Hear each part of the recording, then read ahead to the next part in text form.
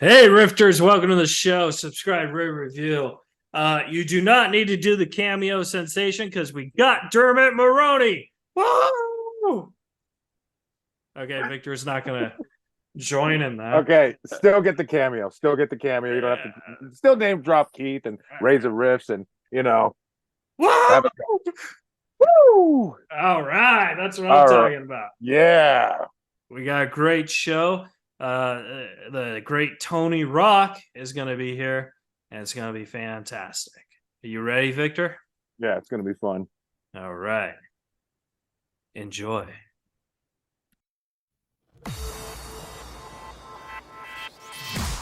You're listening to Reza Riffs with Keith Reza and Alan Lee, right here on LA Talk Radio. You ready? Not it. Excellent.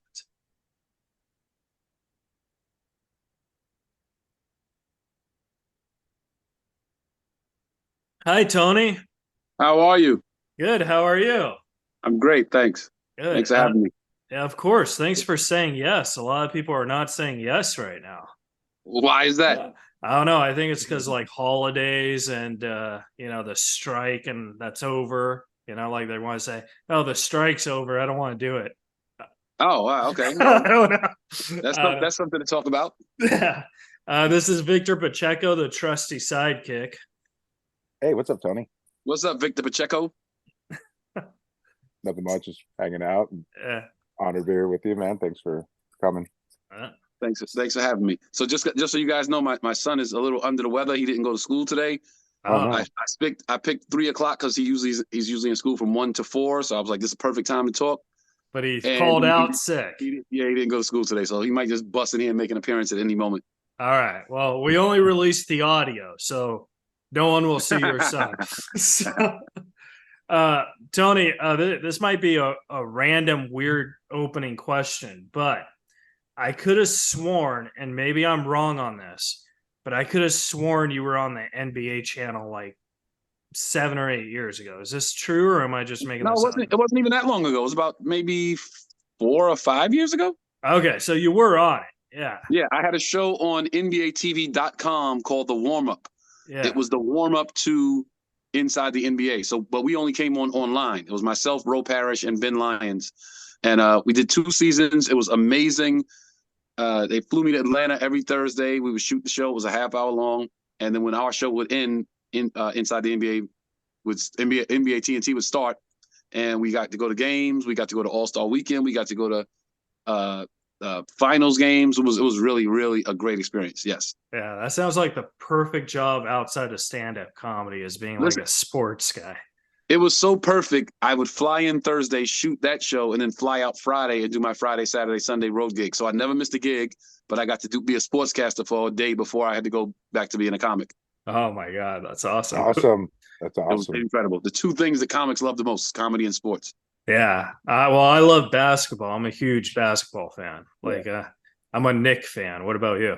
I'm Brooklyn Nets. Oh, you like the Nets? So we secretly hate each other, but we're secretly rooting for each other when Absolutely. we're in the playoffs. I really want the Knicks to do good this year. I think the Knicks are going to do better than the Nets this year. But, my loyalty is in Brooklyn, but I really want to see the Knicks do good. It's good for the NBA when the Knicks are good. Yeah. Who's your favorite player right now? My favorite player in the league, probably still KD. Kevin Durant. Yeah. He's with Phoenix, right? Yeah. Probably maybe KD or Kyrie, and they both left, but I still like them both. Yeah. Have you seen that? We'll get into comedy in a second. Sorry, but have you seen? All good. Have you seen that? I can't say his name, but he plays for his Spurs. Victor Wembanyama. Yeah, he's great, isn't he? He's so fun to watch. Oh my God. Yeah, it's a spectacle. You would think that tall basketball players wouldn't be, shell shocked by another tall basketball player, but this guy, to be that tall and have that much talent, it even shocks them. Yeah, and he plays like a guard. He doesn't play like I was like, well, I'm watching the TV and I'm seeing like a giant guy. I was like, and he's making everything. I was like, holy Lord. But he shaped his game after who? KD. Yeah, exactly. That's true. Kevin Durant's pretty tall too. Yeah, I saw them go at it. That was funny. All right. To the interview. So, That was the warm up. That was the warm up. that was the warm up for the warm up. Tony, I wanted to ask you, because during the pandemic, I don't want to say the club because I perform at the club, but I saw on Twitter that you and it had an issue with the club, and then you went right down the street to another club in San Diego. I was just wondering, have you ever had it? man. Have you ever had an issue like that with any other like venue? Because that just seems so weird. You know what I mean? Okay, so to answer your question, I have never had an issue at any comedy club ever in my life. Yeah. I didn't even have an issue at that club. The guy in question just took something incredibly, he went left field with it. So what happened was, when I travel, I usually bring my own feature. Yeah. I bring my own opening act. Sometimes the club provides the host, but I bring my own feature. 99.9% of the time, the clubs know this, and they provide a room for the feature as well as myself. This particular weekend, they didn't provide a room for the feature. And he got to San Diego before I did. So when I landed, I had missed 3 or 4 phone calls from him saying, hey, they don't have a room for me. I called him and said, hey, I'm on my way. Don't worry about it. I'll take care of it when I get there. But, just go to the front desk and check again, make sure that it's not under another name. We went through the whole protocol to make sure it's not under the name of the club or the name of the manager or the booker, just make sure. Okay, no. So then when I get there, they're like, yeah, you got to call the club, because they called the club, and the manager said, he went wild. He just went crazy. Like, this guy's entitled, and who the F does he think he is? And he's lucky he's playing the club. And I'm like, when I get there, they're telling me all the stuff he said. So the club's right around the corner from the hotel. I was like, all right, I'll just walk over there and talk to him.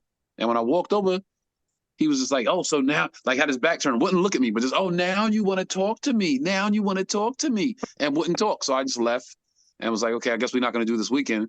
Then he goes online, and Chris Rock's brother is a pretentious a-hole, and he wants things that he doesn't deserve. And that was never the case. I never asked for anything I didn't deserve. I just didn't understand why my feature didn't have a room when every other city we went to, he had a room. So it got blown out of proportion. But then everybody in the club that works there said, hey, don't worry about this guy, man. He's on drugs. This happens all the time.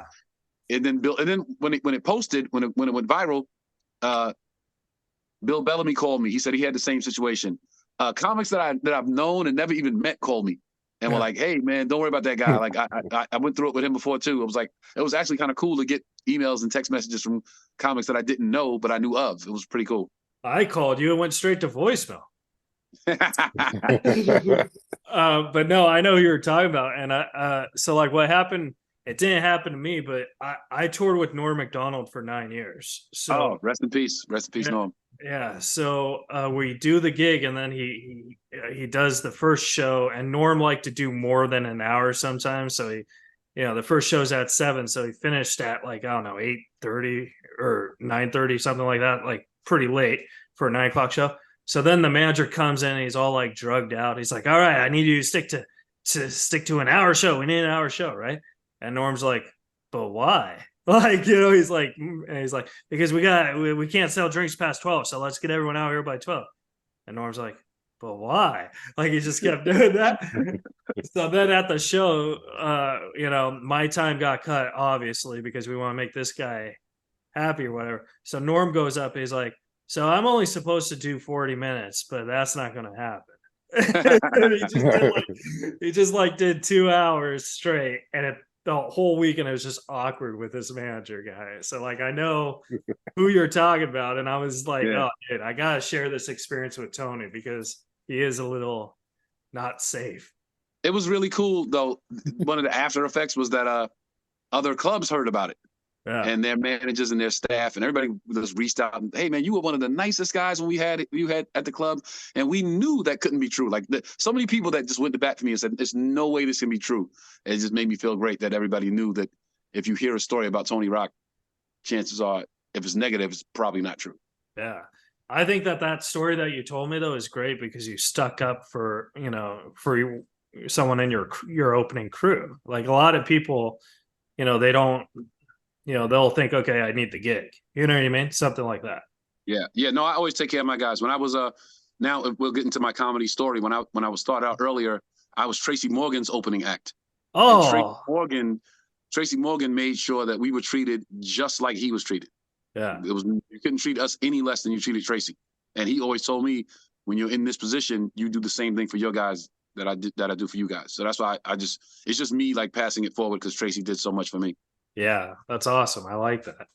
And then during the pandemic as well, you were in the Comedy Store documentary, which I thought was a fantastic. It was so good, and I don't like the store, so like that's how good it was.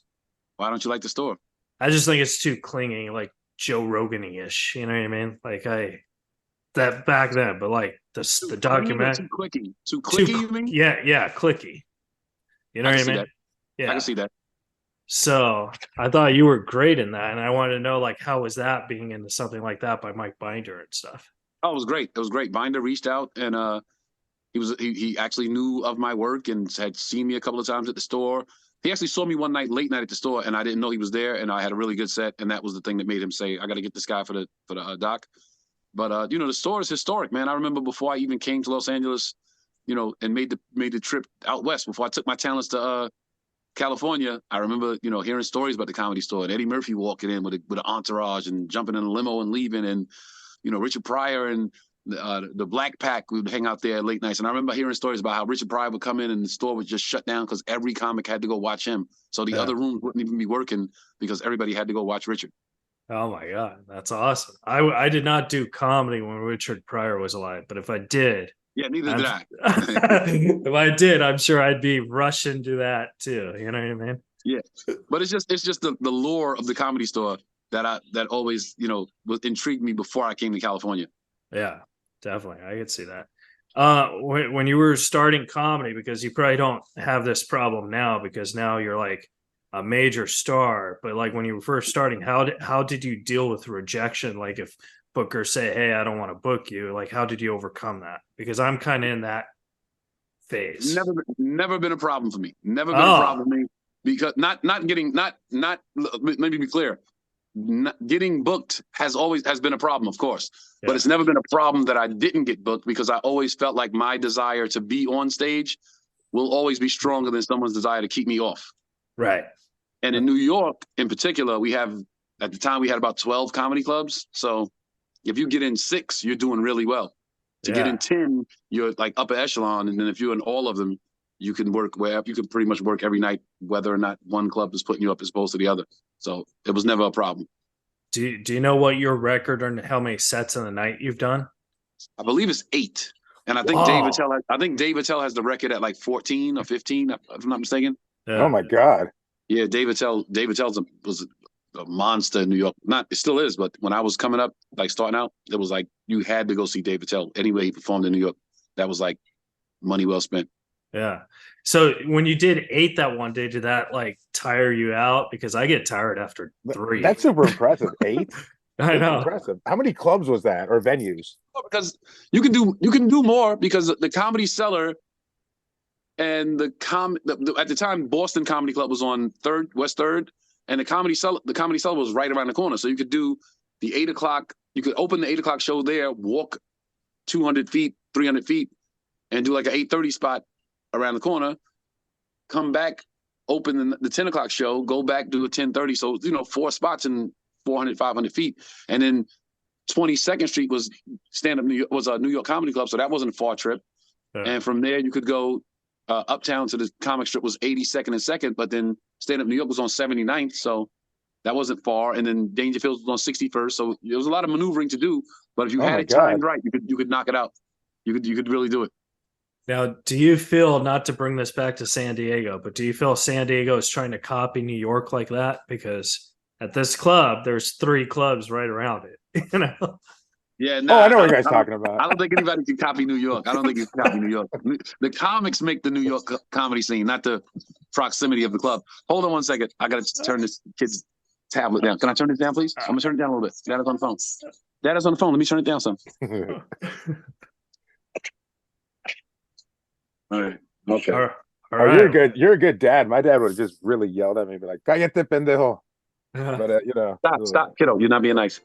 culture difference. Okay, there we go. Okay, sorry You're about that. you're a great dad. My dad would have said, "You're not sick." I just flew back. I just flew back this morning from Denver. I was in Denver this weekend. Yeah. So my Monday is usually spent waiting for him to get home from school so I can spend some time with him. So the fact that he didn't go today, I'm like, not a problem. I'll take it. I try not to be the dad to let him play hooky, but we're going to do it sometimes. Sometimes it's healthy. A hooky day is Right. actually healthy for anything. Yeah. So I wanted to ask you, like, nowadays, who's a comic that if you're not working and you just have the vibe like, okay, I don't want to perform, but I want to go see comedy. Who's a comic where you would go pay a ticket to go see? Roy Wood Jr. Oh yeah, he's great. Roy Wood Jr. I would definitely pay top dollar to see. Dave Chappelle, of course, every time. I would get a free ticket, but I would definitely go see my brother. Yeah, I wouldn't have to pay for the ticket, but I would definitely go to that show. yeah, That's quite a few guys. Bill Burr. yeah. You know, I'm a fan of a lot of guys. So yeah. So that's awesome because you're one of the, like, someone asked me this question and I said you, and Thank you very much. And believe it or not, this is the 1 year that I'm not working, and I bought a ticket to go see you at Irvine in a couple weeks. Oh, nice. Yeah. I don't think I've done that club before. I can't remember doing that club before. So this is gonna be interesting. I don't know what the audience is gonna be like. I don't know how receptive they're gonna be to me. So They're gonna gonna love love you. They're gonna love you. Yeah. Okay. Little on the pale, little on the hope pale so. side. Little on the Yeah. pale side. Yeah, see, that's what I meant. Yeah, Because no, I'm in Ontario. I'm in Ontario this weekend. In Ontario, I know they're coming out. I know they're coming out in Ontario. Yeah. they're But Irvine, lovely. not so sure. And that's one of the things that's one of those things that comics still are concerned about from time to time. Going into like a new market, it's like, are they gonna really, mess with me like other places? Well, I know the Saturday 7 o'clock show is gonna love you because I'll be there. Okay, sweet. I don't know about the other 4 shows, but I'll be at that one. They're All right, gonna I will love see you it. there. Make sure you come to the green room and have a drink. Oh, dude, that would be awesome, man. But yeah, I just want you to know, like, you're a big comic hero for feature comics like me and Victor Pacheco. Thank you very much. Thank you very much. You guys are in the sweet spot, but always remember that. Always remember that. You guys are in the sweet spot. The Yeah, feature is the best spot of the show. yeah, that's There's true. very, very little expectation on you guys. If you kill, you add to the entire production of the show. You add to the show. Yeah, If you bomb, the headliner has to clean it up. yeah. But if you bomb like after 4 or 5, 6 shows, you might not work with that headliner again. This is true. So it's not really that sweet because there's a little pressure sometimes. But not as much as being the headliner, like the guy that people paid money to come and see. Yeah, definitely. I wanted to ask about your writing style because I feel that you're the type of comic who you'll write it on a piece of paper, but then, like, if I see you on stage, I feel like it just comes to your head, like maybe you're writing on stage. And I wanted to know, like, do you do both, or and like how do you get in that phase? That is absolutely true. 1 second. Hey, stop it. That is absolutely true. I write like cliff notes. I'll take a napkin and write like 3 or 4 topics and just try to figure it out on stage. Like just what did I write recently? I wrote hey kiddo, you're making noise and dada's on the phone. That's not nice. I wrote something recently. It was something about women. It was like every man can be a master of anything if you just take women out the equation. Yeah. And it was like, I'll just go on stage and riff it and see what happens. Like Einstein, and it's like that's why all the guys that are geniuses don't look like they're very attractive to women, because they took women out of the equation. Yeah. And that's why they were able to be these great minds, because they didn't have to focus on getting a girl or asking a girl out. And I wrote that little topic, like guys can be geniuses without women, and just went on stage. And then from there, I find it. I go on stage and try to find it. Oh, that's actually very interesting. That makes me think, have you ever seen an attractive president? You know what I mean? Like it's always like the women or the, you know what I mean? The first ladies are always like the attractive in that scenario. Really? Yeah, like I've never seen an attractive president. I mean, I don't like Which the fellas. which first lady's attractive? Oh no, I'm just saying like they're more. I don't know, like Trump. I thought had a cute first lady. Pete, come on, dude. I mean, for an older girl, you know what I'm saying? You're like grave robbing over here, dude. It's I thought like you were talking about real presidents. Oh man. So how do you handle? Oh, how are you? Say hi. Give him peace. Give him peace. She's like, who are these chubby fellows over here? She's like, I'm out of here. I'm out of here. What was your question? How do I handle what? Oh, I was gonna say, how do you handle hecklers when you know? Hi, how are you? Hey. I love it. I love hecklers. I love it. I love a guy that thinks he can beat a professional. Yeah. I love that. I love an amateur, a novice that thinks he can beat a professional. Hey, stop it. Go take this out. Okay, kiddo. Look, Dada's on the phone. Dada's on the phone. Look, I'm talking. Hi. Can you go, please? Nana's downstairs. Nana's downstairs. Go downstairs. Go see Nana. Sorry, guys. You can edit this all out. No worries. Like I said, I just released the audio, so that's perfectly, don't worry. Okay. Thank you, man. Yeah. I interviewed Orlando Jones once, and he had the exact same thing. And I was like, "Oh, don't worry, Orlando. No one's going to see your kid." And then he's like, "Why wouldn't anyone see my kid?" No, my kid's all over IG. He has a following on IG. Oh, okay, cool, excellent. Okay, stop it. Stop it. Okay, now I have to move you. I have to move you now. Okay. Stop. Kiddo, here, watch your tablet. What do you want to do? You want to sit with here? You gonna be quiet? Here, sit. All right. So back to the heckling question. I wanted to. Yeah, I don't mind. I don't mind a heckler. I mean, people that try to. This is the thing. People that try to disrupt the show are one thing. Yeah. Hecklers are something else. Heckler's a guy that thinks he's funny. He's like, I'm going to say this thing and see what happens. Like he's actually trying to see what's going to happen in the room when he does this thing. Yeah. A person trying to disrupt the show is something different. So I don't mind a heckler. They might even actually say something that I make funny and actually helps the show. And then I'll say that too. I'm like, hey man, you kind of took the show up a notch, or show wasn't going too good till you said that. So I owe you one, But and I'll say, hey, you're not getting no money at the end of the show. Don't come looking for no money at the end of the show. This is all my money. Yeah. It's like, yeah, I'm not even going to buy you a free drink or anything. Like, just. I had a good one. I had a good one this weekend. I was in Denver. This kid. I had a good one in Denver, and there's a guys in the front row, older black guy. Uh-huh. And I say, I like, what's your name, man? And he was trying to say, I'm not going to go there with you, because he knew I make fun of, I go back and forth with the audience. Right. So instead of saying, I'm not going to go there with you, he said, man, I ain't going to go there with you. And I was like, wait, what kind of slavery voice are you speaking with? And we just went back and forth with that for a few minutes, and the room was like dying laughing. Yeah. I was like, we free now, bro. You don't have to talk like that anymore. Yeah. Well, it's probably a lot easier for you because, you go up whenever you want and you've been headlining for so long. But for me, like a little trick I learned is just repeat what they say. You know what I mean? In a very sarcastic tone. Right. I don't know. Is that a good trick or is that a bad? I would have to see that. I would have to see that one work before I would okay. agree to that. They'd be like, oh, yeah, my name's Frank. And then I'd be like, oh, your name's Frank. This is my friend Frank. It sounds like hypnosis. Yeah. You ever hypnose a crowd like that? Your name's Frank.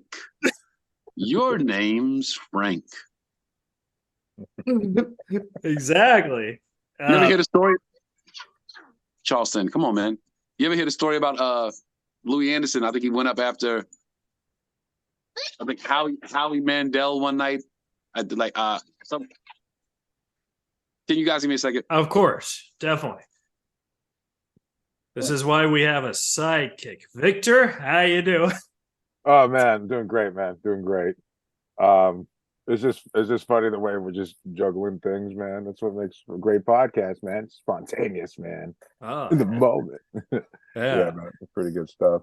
I'm in deep fear that Tony did not like my Frank joke.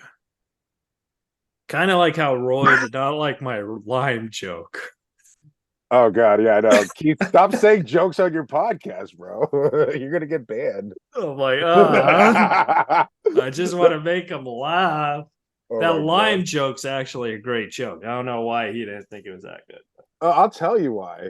Because you said two different punchlines the Oh, two did times you I? said it. Yeah, you said product and then you said produce the second time. Oh, And I'm no. just like, Keith, you didn't even say the joke the same way both times, man. Tony's back. I'm back. I'm back. Oh, excellent. We were just talking about Victor's lime joke he was telling me earlier, and I was like, don't tell that to Tony. Oh, please tell it. I love to hear a good joke. Okay, well, Oh, wait, then, hold on. Is it a good joke? no, it is a horrible joke. And I didn't say it. Keith did. And then the guest was just like, that joke was corny, man. Corny. Okay. And I was laughing my ass off. Then Keith said Who's after the the guest? podcast that was dick riding him. I was like, I laughed because it was funny. Fuck Who you. was the guest? It was Roy Fagan. Roy Fagan. Yeah, he was in Meteor Man. Yeah, it's a great movie. I liked it, but that's the Doesn't only ring thing a I've bell. ever. Yeah.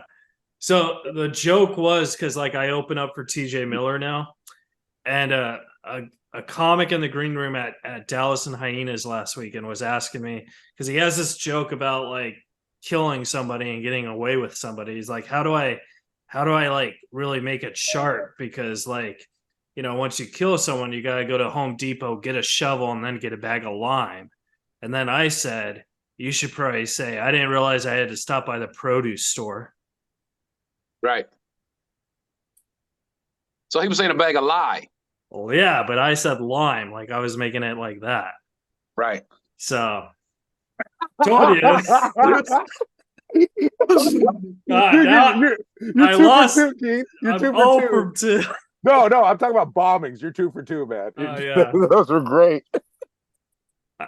Tony, if I ever work with you, please don't hold this joke to my standards. Like, I think after that joke, you probably won't work with me. I want to I wish I didn't tell you that joke. Okay.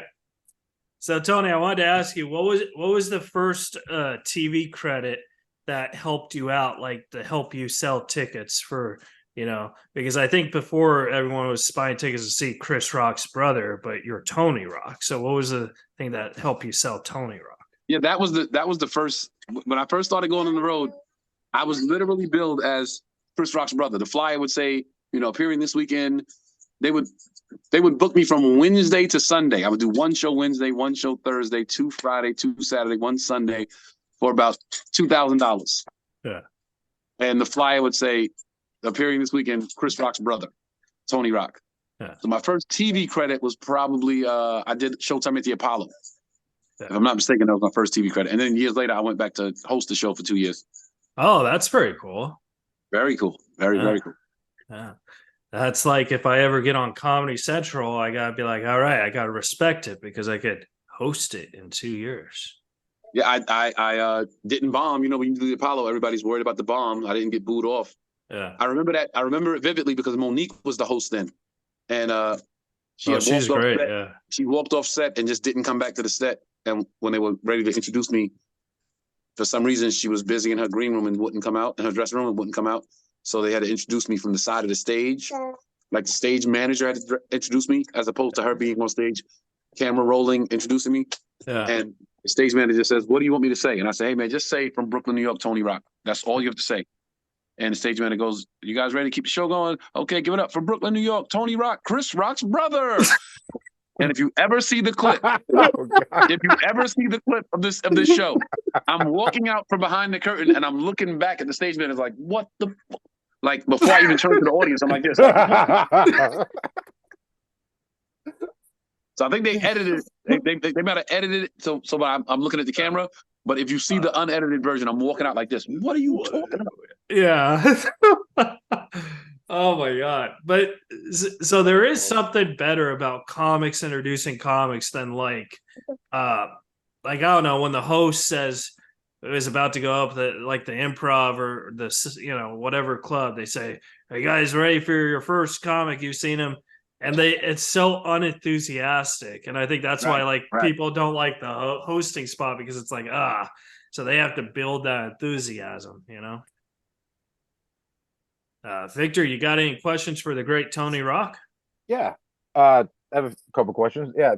So you're talking about the feature spot being like the sweet spot, and I was wondering, having headlined some shows myself, what is your process? How does it differ from writing a half an hour to an hour? What's that? Ask that question one more time. What's your process? How does it differ from writing a half an hour to an hour? You don't write a half hour and you don't write an hour. You write 3 15? minutes, Oh and then shit. you make that 3 minutes funny as you possibly can. Yeah. Then you add another 2 minutes to make that five. Then if you can tag it with something else that is relatable, then you make that 10. But Yeah. you never try to write an hour. You never try to write 30 minutes. I don't. What did I write today? Today I wrote I tried to write this morning. I wrote maybe a 30-second piece. Well, I was like a topic, I like the heading, and so sometimes I write like this. I'll write the heading and then bullet points. Like these are the 3 or 4 things I want to get to in this joke, in this heading. I try to find my way to these 3 or 4 things in no particular order, because the way I talk, I want it to feel natural and organic for me. Yeah. So I might go to the first one, the fourth one, the second one, the third one. So that's the flow that my brain is comfortable with. And then I'll realize, like, okay, how long was that? That was 3 minutes. Okay, cool. Then we'll try to, extend it. Oh, wow. Okay, I got it up to 4.5 minutes. I got it to 6 minutes. If it relates to something else I wrote before, okay, I'll do that piece and then tag it, connect that piece to it. So now it's 10 minutes or 12 minutes. But I never go in thinking I'm going to write a specific amount of time. No. It's actually So I guess a lot of people don't know, but it's actually really hard to even write 5 minutes, because you got to put so much work into that 5 minutes. Incredibly hard. Yeah. It's incredibly difficult to write in general. yeah, agreed. Just to really sit and find the time to focus on that stream of thought, that stream of consciousness, and write about it. It's very difficult. Yeah. I mean, we know that from my lime joke. Jesus. Incredibly difficult. Oh man, I'm so glad like I have a great energy with you, because like I feel good positive energy with you. Like I feel like even though like I'm only interviewing you, I feel like you're my comedy brother forever. You know what I mean? Oh, like, we're in the same fraternity, man. This is a secret society almost. yeah. Well, comedy is a I tell people all brotherhood the time too. we're superheroes. I tell people all the time we're superheroes. Yeah. That's why people don't get comics. It's like, you're a mere mortal. We're superheroes. You wouldn't get us. That's true. But do you think like that's something that's very special about comedy, where like compared to acting, I feel like acting isn't really a brotherhood. It's like who you're working with. But comedy, like there's always a respect to the joke, regardless if you like them There or is a not. respect, because we all understand how difficult it is to do that. Just to be on stage, to say to yourself, I want to do that, and set off on that journey. We have to respect that. I respect anybody. Now, let me be clear here. I don't like a lot of comics. I don't think a Yeah. lot of comics are funny. They don't do it for me. I wouldn't pay money to see them. Some of them are hacky and trash and all of that. But I respect every single comic for walking in the room, walking through the crowd of strangers, getting on stage, turning towards them, and giving them this monologue based on things they think they've seen, they've gone through, experienced, and delivering it with the humorous slant. I respect everybody that does it. Yeah, that's awesome. Now, I wanted to ask you, do you think like the power of podcasting has really helped comedy? Because, you've been doing it forever, where there was no podcasting, there was just radio. And Right. now a lot of, I feel like everyone and their mother has a podcast, which I feel is good, but I also feel it's bad. But I feel like it, Go ahead. Oh, I was going to say, I feel that like that really helps comics, but I feel like maybe it also doesn't help in a way. Like it's a catch sword 22. Well, thanks for telling me how you feel, because my podcast starts next week, December 11th. Oh, that's awesome. It's called Live from the Green Room. I thank you for hating it before it even Oh, started. I didn't mean it. I didn't mean it like that, Tony. He meant it as a self-burn. he just burned Tony for no reason. No, Thank you for Tony. hating it before it even premiered. Okay. Tony, I did not mean it like that. I apologize if you took it that way. No, I was joking. Oh, okay. No. We'll link it in the comments. Yeah. We will. Yes, please. Thank you. Yes. Okay. See, friends, brotherhood. Yeah, I brotherhood, think podcasting has helped comics because now you get to. It's almost like the podcast I like with comics on it. You get to see how much more intelligent they were than what you already thought. Yes, If that makes sense. They get to really just talk about topics, and it doesn't have to be funny. Exactly. Which actually shows you how much more talented they are comedically as well. That they could talk about it and it not be funny and be poignant and thought provoking, and then they can also talk about it and make you laugh. So I think podcasting shows like the strength of a stand-up comic. No, definitely, and I agree. I think it's this is like the strengths of it because like say if you do a talk show panel, you only have 6 or 7 minutes to have people fall in love with you, and if you've done it, they probably will say, "Oh, what's it like being Chris Rock's brother?" Stuff like that. Where this, I haven't heard that one enough. Yeah, but this, I mean, I don't know if you noticed, I haven't once asked that because I feel like talking to Tony Rock and getting to know Tony. You know what I mean? So I feel that's why podcasting is good because now I don't need that 8 minutes. I get the real you, and I love the real you more. Thank you very much. Yeah, does that make sense? Or yeah, it does make sense. That's basically just setting up the fact that your last question is going to be, "What's it like being Chris Rock's brother?" No, not at all. No, I did have a question though. I was going to say, do you ever get sick and tired of when you were growing up for like if people asked you for favors because of that? Because I hated it when I was with Norm and everyone asked me for favors, and I thought like that was just very insensitive. You know what I mean? Well, it depends on what the girl looks like. There's favors, and then there's like you're bothering me. Depends on what she looks like. Oh no. That's the right answer. There's absolutely, I got you, and then there's how dare you. Yeah. And then I don't know if you could talk about this yet, but I heard that you just finished a movie called A Screenshot to Santa. And I wanted to know, can you talk about that? Oh no, we did that. We shot that coming out of the pandemic. That thing's been done in the can for some time. That's funny you ask because they're actually having a screening for it this Saturday. Oh, nice. I shot it, and when I work theatrically, I shoot. I get paid. I don't think about it anymore. They're gonna let me know when it's coming out, what they're doing with it, where it's going eventually. So I'm like, I'll go back on the road until I hear something. Yes, sir. In 5 minutes. 5 minutes. 5 minutes. Okay. 1 minute. Okay. 1 minute. 1 minute. Okay. So time for one last question then. Tony, if you could go into a time machine and talk to a younger version of yourself and tell yourself what you know now, what would you tell yourself? I would say hire a nanny when you do podcasts.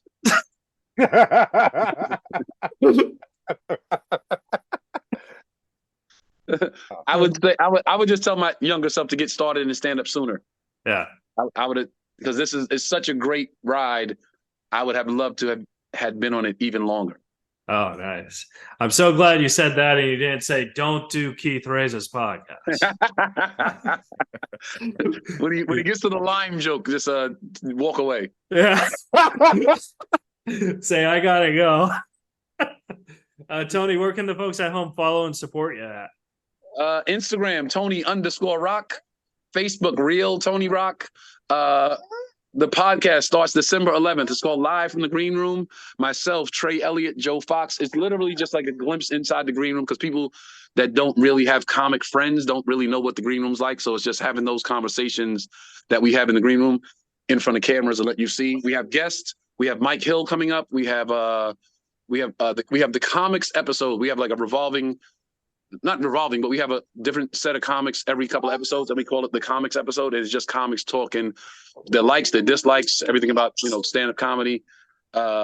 We have this kid on the show.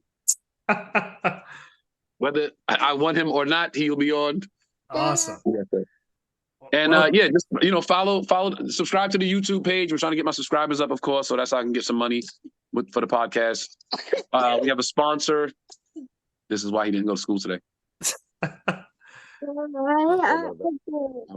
you want to go downstairs and get it? Go ahead, go. I'm coming down in 1 minute. Okay, go get it. Can you go get it without me? Okay, 1 minute, then I'll come downstairs. All right, go ahead. Go get your juice. I'll be right behind you. Have a kid, they said. Yeah. Hey, family first, comics second. Thank you so much for taking the time, Tony. You're one of my comic heroes, and I thank you. I mean, just talking to you, and I hope I didn't insult you, but I really feel a good connection. No, not at all. This was great. This was a great talk. Victor doesn't talk much, but that was pretty cool. Yeah, well, because I think the child took Victor time. Tony, have a great day, buddy. Say sorry, Victor. No. Daddy, what is that? Thanks, guys. I appreciate you. Bye, I'll see Tony. I'll see you next week in Irvine. All right, have a great day, Tony. All right, thanks. You too. Bye. All right, guys, that was the interview with Tony Rock. Subscribe, rate, review, tell a friend, and we'll see you guys next week. You're listening to Reza Riffs with Keith Reza and Alan Lee, right here on LA Talk Radio.